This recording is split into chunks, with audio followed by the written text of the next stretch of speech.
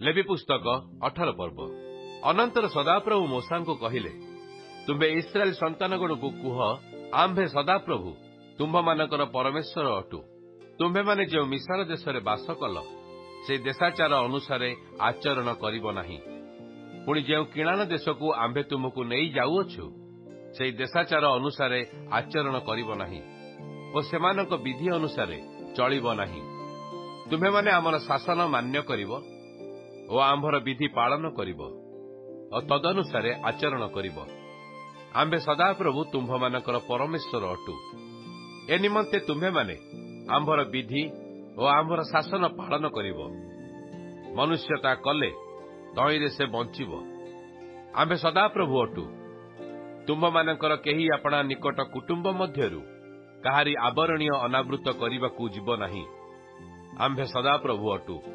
ତୁମ୍ଭେ ଆପଣା ପିତାର ଆବରଣୀୟ ଅବା ଆପଣା ମାତାର ଆବରଣୀୟ ଅନାବୃତ କରିବ ନାହିଁ। ସେ ତୁମର ମାତା, ତୁମ୍ଭେ ତାର ଆବରଣୀୟ ଅନାବୃତ କରିବ ନାହିଁ। ତୁମ୍ଭେ ଆପଣା ପିତୃଭାର୍ଯ୍ୟାର ଆବରଣୀୟ ଅନାବୃତ କରିବ ନାହିଁ, ତାହା ତୁମ୍ଭ ପିତାର ଆବରଣୀୟ ଅଟେ। ତୁମ୍ଭେ ଆପଣା ଭଗିନୀ ଅର୍ଥାତ୍ ତୁମ୍ଭ ପିତୃକନ୍ୟା କି ମାତୃକନ୍ୟା, ସେ ଗୃହଜାତା ହେଉ କି ଅନ୍ୟ ଜାତା ହେଉ, ତାହାର ଆବରଣୀୟ ଅନାବୃତ କରିବ ନାହିଁ। ତୁମ୍ଭେ ଆପଣା ପୌତ୍ରୀର କି ଦୌତ୍ରୀର ଆବରଣୀୟ ଅନାବୃତ କରିବ ନାହିଁ, କାରଣ ତାହା ତୁମ୍ଭର ନିଜର ଆବରଣୀୟ। ତୁମ୍ଭେ ଆପଣା ବିମାତୃକନ୍ୟାର ଆବରଣୀୟ ଅନାବୃତ କରିବ ନାହିଁ, କାରଣ ସେ ତୁମ୍ଭ ପିତାଠାରୁ ଜନ୍ମି ଅଛି। ସେ ତୁମ୍ଭର ଭଗିନୀ, ତୁମ୍ଭେ ତାହାର ଆବରଣୀୟ ଅନାବୃତ କରିବ ନାହିଁ।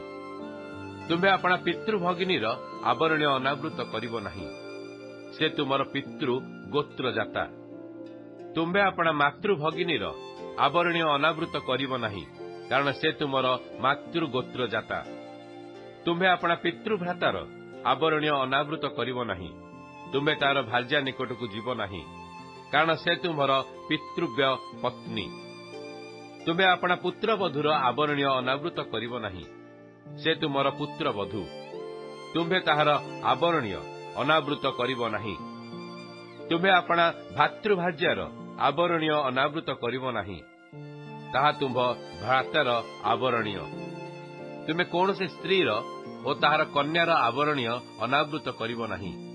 ତୁମେ ତାହାର ପୌତ୍ରୀର କି ଦୌତ୍ରୀର ଆବରଣୀୟ ଅନାବୃତ କରିବା ପାଇଁ ତାହାକୁ ଗ୍ରହଣ କରିବ ନାହିଁ। ସେମାନେ ଗୋତ୍ରଜାତା, ଏହା ଦୁଷ୍ଟତା ଅଟେ। ଆଉ ଭଗିନୀ ଜୀବିତା ଥାଉ ଥାଉ ତୁମେ ତା ପାର୍ଶ୍ୱରେ ତାହାର ସପତ୍ନୀ ରୂପେ ଆବରଣୀୟ ଅନାବୃତ କରିବା ନିମନ୍ତେ ତାର ଭଗିନୀ କି ଗ୍ରହଣ କରିବ ନାହିଁ। ପୁଣି କୌଣସି ସ୍ତ୍ରୀ ତାହାର ସ୍ତ୍ରୀ ଧର୍ମ ହେତୁ ଅଶୁଚି ଥିବା ଯାଏ ତୁମ୍ଭେ ତାହାର ଆବରଣୀୟ ଅନାବୃତ କରିବା ପାଇଁ ତାହା ନିକଟକୁ ଯିବ ନାହିଁ। ଆଉ ତୁମ୍ଭେ ଆପଣାକୁ ଅଶୁଚି କରିବା ନିମନ୍ତେ ପ୍ରତିବାସୀର ଭାର୍ଯ୍ୟାଠାରେ ଗମନ କରିବ ନାହିଁ।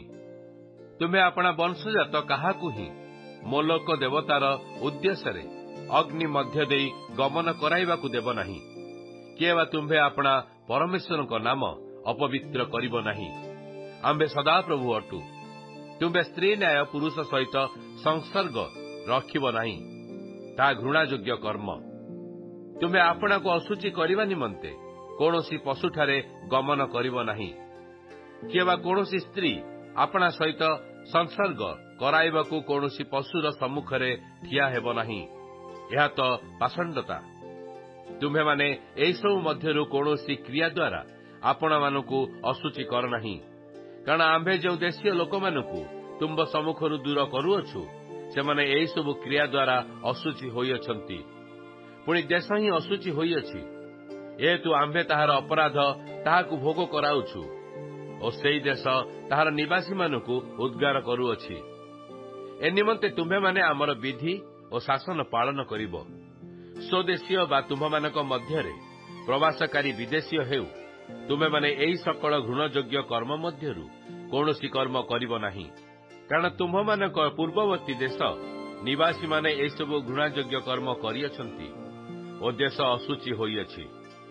ତୁମ୍ଭେମାନେ ତାହା ଅଶୁଚି କଲେ ସେହି ଦେଶ ଯେପରି ତୁମ୍ଭମାନଙ୍କର ପୂର୍ବବର୍ତ୍ତୀ ନିବାସୀମାନଙ୍କୁ ଉଦ୍ଗାର କଲା, ସେପରି ତୁମ୍ଭମାନଙ୍କୁ ହିଁ ଉଦ୍ଗାର କରିବ।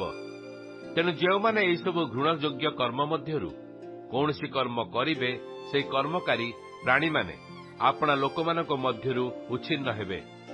ଏଣୁକରି ତୁମ୍ଭମାନଙ୍କ ପୂର୍ବରେ ଯେସବୁ ଘୃଣାଯୋଗ୍ୟ କର୍ମ କରାଯାଇଛି ସେସବୁ ମଧ୍ୟରୁ କୌଣସି କର୍ମ ତଦ୍ୱାରା ଆପଣମାନଙ୍କୁ ଅଶୁଚି କରିବ ନାହିଁ ଓ ଆମ୍ଭର ରକ୍ଷଣୀୟ ରକ୍ଷା କରିବ।